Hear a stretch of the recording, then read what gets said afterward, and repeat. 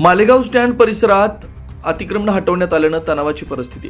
पंचवटी मालेगाव स्टँडकडून गंगाघाट रामकुंडावर खाली जाणाऱ्या उतारावर डाव्या बाजूला असलेल्या जागेवर व्यावसायिकांनी थाटलेल्या 20 ते 22 कपड्यांचे बांधकाम हटवण्यासाठी शुक्रवार दिनांक 30 जानेवारी रोजी मनपाचे अतिक्रमण पथक गेल्यानंतर टपरीधारक व्यावसायिक तसेच मनपा अतिक्रमण विभाग पथकात शाब्दिक वाद झाले।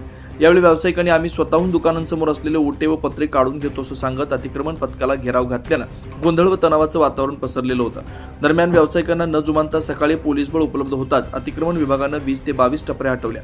मालेगाव स्टँड उतारावर अनेक वर्षापासून छोटे व्यवसाय करणाऱ्या विविध व्यावसायिकांनी टपऱ्या थाटल्या। सदर जागेवर आता मनपा प्रशासनानं व्यावसायिकांना गाळे बांधून गाळे सलून उभारण्याचा निर्णय घेतला। त्यामुळे सदर ठिकाणच्या टपऱ्या काढण्याचं काम केलं जाणार असल्याचं अतिक्रमण विभागातर्फे सांगण्यात आलं। शुक्रवार दुपारी अतिक्रमण हटाव पथक टपऱ्या बांधकाम हटवण्यासाठी गेलं असता तिथे व्यावसायिकांनी एकत्र झाले आणि आम्हाला कोणत्याही प्रकारची नोटीस किंवा सूचना दिल्या नसल्याचं सांगत अतिक्रमण हटवण्यास विरोध दर्शवला। मात्र त्यानंतर पथकानं मोहीम हाती घेण्यासाठी प्रयत्न केले असता व्यावसायिकांनी कडाडून विरोध केला। त्यावेळी काहीसे शाब्दिक वाद झाले होते।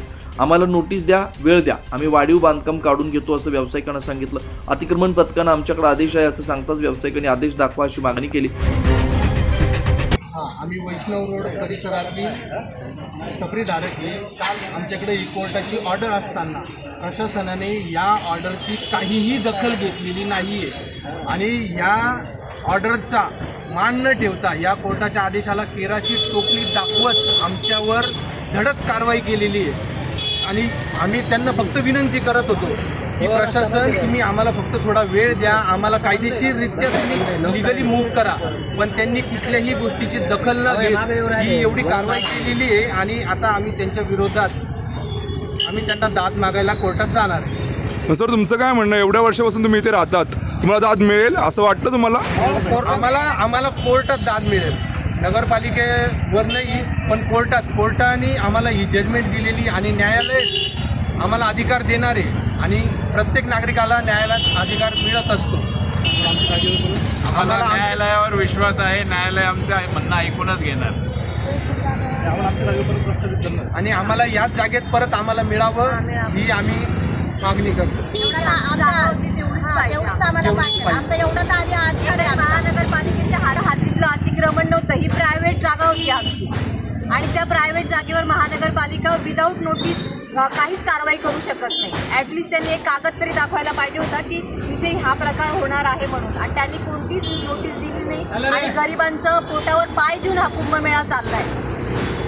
हा जो कुंभमेळा चाललाय ना, हा गरिबाच्या पोटावर पाय देऊन चाललाय। रामाने हे नाही सांगितलं की गरिबाच्या पोटावर पाय देऊन रामकाल निर्माण करा म्हणून। या आधी पण कुंभमेळे झाले, पण या आधी असले काही प्रकार झालेले नाही। ह्या आधी जे कुंभमेळे झाले त्याच्यात गोरगरीब पोट भरत होते।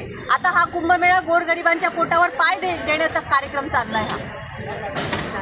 ही नगरपालिकेची जागा नाहीये, आमच्याकडे आता 7-12 पण आहे, सगळं आहे आमच्याकडे। त्या आमच्या एकाही कागदाला नगरपालिका जुमानत नाहीये, कोर्टाच्या ऑर्डरला पण नगरपालिका जुमानत नाहीये। यांनी हुकुमशाही सुरू केली आहे, संविधानाची आणि हुकुमशाही सुरू झाली यांची। यांना संविधानाची काही घेणं देणं नाही। आता फक्त आम्हाला न्यायालयातच काय तो न्याय मिळणार आहे।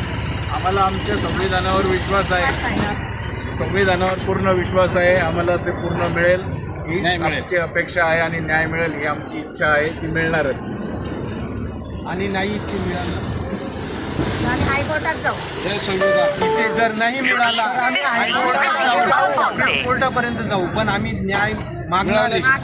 आणि ही जी हुकुमशाहीचा विरोध असो, महानगरपालिकेचा विरोध 24 लाईव्ह महाराष्ट्र न्यूज करता प्रतिनिधी मुकेश मुंजे, नाशिक।